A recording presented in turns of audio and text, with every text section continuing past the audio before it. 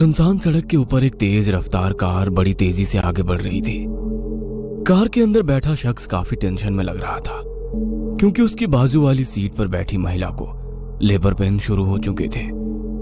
उस आदमी को जल्द से जल्द अस्पताल पहुंचना था, क्योंकि डिलीवरी कभी भी हो सकती थी। दर्द के कारण वो महिला रो रही थी, चिल्ला रही थी, और उसके बगल में बैठा आदमी उसे धीरज दे रहा था। उसकी कार शहर के एक बड़े से अस्पताल के गेट के भीतर दाखिल हुई। वो आदमी जल्दबाजी में उतरा और स्ट्रेचर लाने के लिए भीतर गया। अपने साथ 2 वार्ड बॉय को लेकर आया और उसने कार का दरवाजा खोला, पर गाड़ी के भीतर वो महिला नहीं थी। वो हैरान हो गया। लगता है आपके अस्पताल के कर्मचारी उन्हें दाखिल करने अंदर ले गए होंगे। दोनों वार्ड बॉय और वो आदमी बहुत तेजी से अस्पताल घूमकर उसे तलाशने लगे। हर कमरे की तलाशी ले ली गई, सीढ़ियां चढ़कर हर माले पर देखा, लेकिन वो औरत कहीं पर भी नहीं थी। काफी तलाश करने के बाद वार्ड बॉय ने उस आदमी से पूछा, सर, क्या वो आपकी पत्नी थी? जी नहीं, वो सड़क किनारे एक पत्थर पर बैठकर गाड़ी को हाथ कर रोकने की इशारा कर रही थी। मुझे उसकी हालत का अंदाजा आ गया, इसलिए मैंने उसे अपनी गाड़ी में ले लिया और अस्पताल ले आया। मतलब आपका भी सामना उस आत्मा से हो गया? आत्मा से? तुम कहना क्या चाहते हो? उस प्रेग्नेंट लेडी की कहानी यहाँ का बच्चा बच्चा जानता है। अगर आप इन बातों पर यकीन नहीं करते तो मैं आपको डराऊंगा नहीं। आपसे पहले भी कई राहगीर उस महिला को हमारे अस्पताल लेकर आने का दावा करते हैं। वैसे आपको जाना कहाँ था? मुझे जाना तो कहीं और था, पर उसे अस्पताल पहुंचाने के लिए इस रास्ते पर आ गया।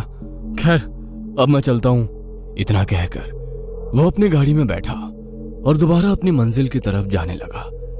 सड़क से गुजरते हुए वो एक चौराहे के पास पहुंचा।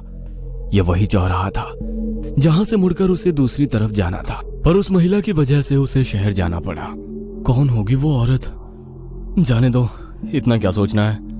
अपने आप से बुदबुदाते हुए गाड़ी पीछे लेने के लिए स्टीयरिंग घुमाकर पीछे देखा तो एक खून से लथपथ महिला उसकी गाड़ी की पिछली सीट पर बैठी उसे घूरे जा रही थी।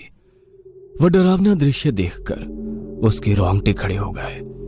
गाड़ी रोककर वो झट से नीचे उतरा और दूर हट गया।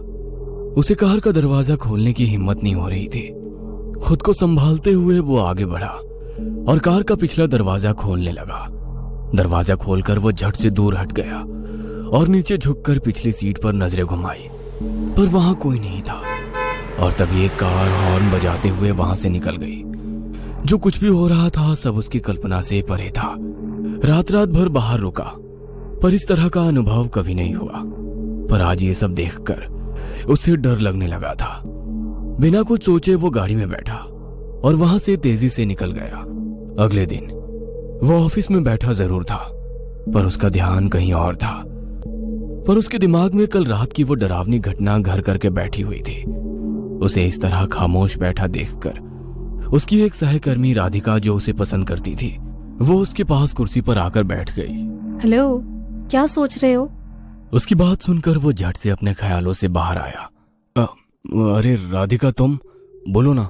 सुबह से ना हाय हेलो किया, ना एक बार भी पीछे मुड़कर देखा, बस गुमसुम से बैठे हुए हो।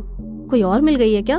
तुम भी ना कुछ भी बोलती रहती हो। इतने खोए खोए लग रहे हो, मतलब जरूर किसी लड़की का चक्कर है। नहीं यार, बोलो ना क्या बात है। कल घर में एक पूजा रखी है, सबको बता दिया है, तुम्हें भी आना होगा। और वैसे भी कल छुट्टी है, तो नो एक्सक्यूज।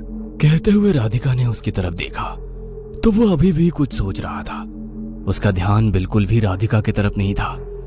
उसे इस तरह देख राधिका ने पूछा, क्या बात है, तुम कुछ ज्यादा ही परेशान लग रहे हो, कुछ हुआ है क्या?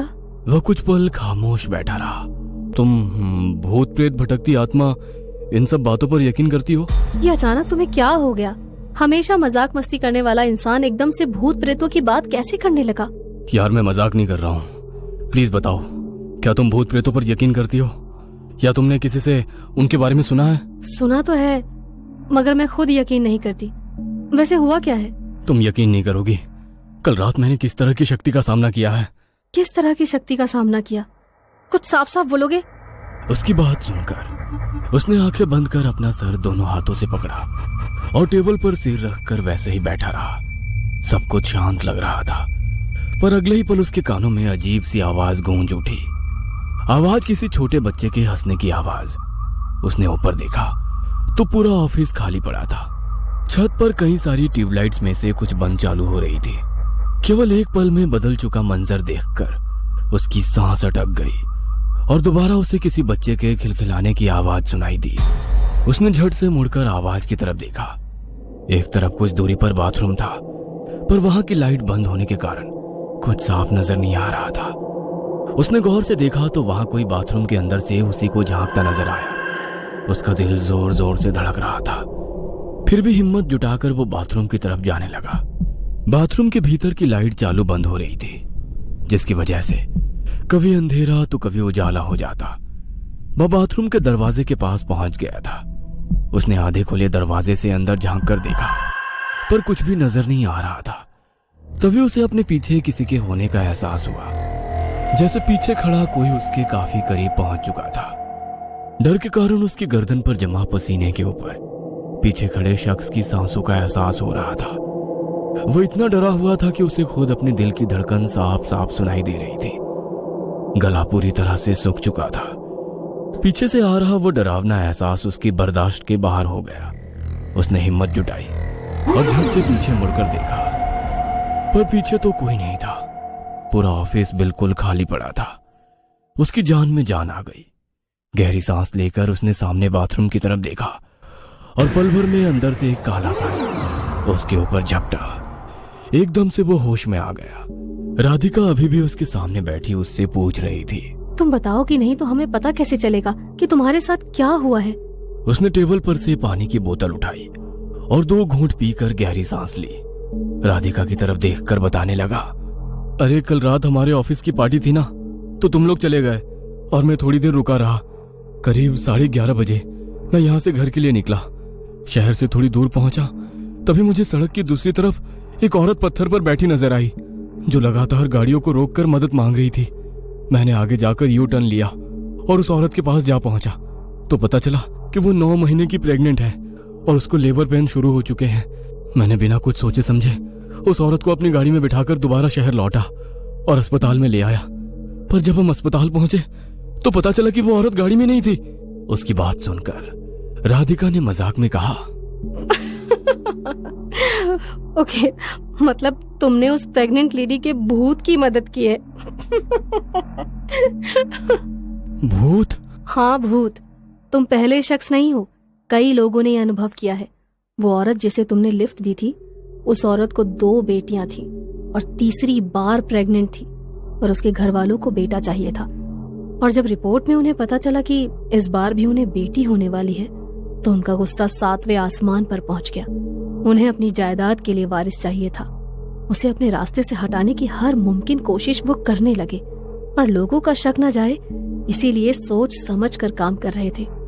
रात होते होते उस औरत को लेबर पेन शुरू हो गया, पर जानबूझकर घर वालों ने उसे अस्पताल नहीं पहुंचाया। वो रोती रही, अस्पताल ले जाने के लिए हाथ जोड़ रही थी और रात करीब 2 बजे वे उसे अस्पताल के लिए ले जाने लगे। रात का समय होने के कारण सड़क बिल्कुल खाली थी। सुनसान इलाका और सड़क के दोनों तरफ झाड़ियां देखकर उसके पति ने उसकी तरफ का दरवाजा खोला और चलती गाड़ी से उसे धक्का देकर फेंक दिया। कैसे वहशी लोग होंगे यार। फिर क्या हुआ? अगले दिन किसी राहगीर को वो औरत सड़क के किनारे गड्ढे में पड़ी नजर आई। पास में उसकी बेटी भी थी, दोनों मर चुकी थी। और उसकी 2 बाकी बेटियां? उन्हें कौन पालने वाला। एक दिन उनका बाप एक बड़े घर की चौखट पर उन दोनों को बिठाया, जो अनाथ आश्रम था, और चॉकलेट लाने गया और कभी वापस नहीं आया। ऑफिस खत्म हो गया था। एक एक करके सारे सहकर्मी ऑफिस से जाने लगे। राधिका की बताई हकीकत सुनकर उसे भी काफी बुरा लगने लगा था। उसकी आंखें नम हो गई थी। बगैर कुछ बोले उसने अपनी बैग उठाई और ऑफिस से जाने लगा। अपनी कार निकाली और अपने घर जाने लगा। आवाजाही काफी कम थी। घर पहुंचा और सारी घटनाएं उसके दिमाग में किसी बवंडर की तरह घूमने लगी। वह बेड पर लेटा जरूर था, पर उसे नींद नहीं आ रही थी। रह रहकर उसके सामने उस बेबस औरत का चेहरा आ रहा था। वो उठकर बैठ गया। उसने टेबल पर रखी चाबियां उठाई और घर से बाहर निकला। कार लेकर वो दोबारा शहर की तरफ जाने लगा। कुछ ही देर में वो उसी जगह पहुंच गया था जहां कल रात उस महिला को लिफ्ट दी थी। पल भर वहीं रुका रहा। इलाका काफी सुनसान और घनी झाड़ियों से घिरा हुआ था। दिन के वक्त जो गाड़ियां हर 2 मिनट में गुजरती थी, रात के वक्त वो बिल्कुल ना के बराबर हो जाती। अपनी गाड़ी में वैसे ही बैठा रहा। गाड़ी के दोनों तरफ के शीशे नीचे कर दिए थे। वह कभी सिर के ऊपर लगे शीशे पर पिछली सीट पर नजर डालता तो कभी दोनों खिड़कियों से बाहर देखता। अगले कुछ मिनट तक गहरा सन्नाटा पूरे इलाके में छाया रहा। अगले ही पल सामने वाले शीशे पर ऊपर से घने बाल नीचे सरकते हुए नजर आने लगे। ये देखकर उसकी जान हलक तक आ गई और फिर आधा चेहरा ऊपर से अंदर झांकता हुआ दिखाई दिया। उसने गाड़ी शुरू की और तेज रफ्तार से यू टर्न लेते हुए घर की तरफ दौड़ाई। सुबह हो चुकी थी। अच्छी तरह तैयार होकर वो अपनी गाड़ी में बैठ गया। राधिका के घर जाना था। वो भी राधिका को मन ही मन पसंद करता था। आज घर में पूजा भी थी, तो आज अच्छा मौका था उसे अपने दिल की बात बताने का। पर रह रह कर वो डरावनी बात उसके दिमाग को परेशान कर रही थी। अगर राधिका हाँ बोलेगी तो उसके साथ ये शहर हमेशा के लिए छोड़कर कहीं दूर चला जाऊंगा। राधिका के घर पहुंचा तो लोग बैठकर खाना खा रहे थे।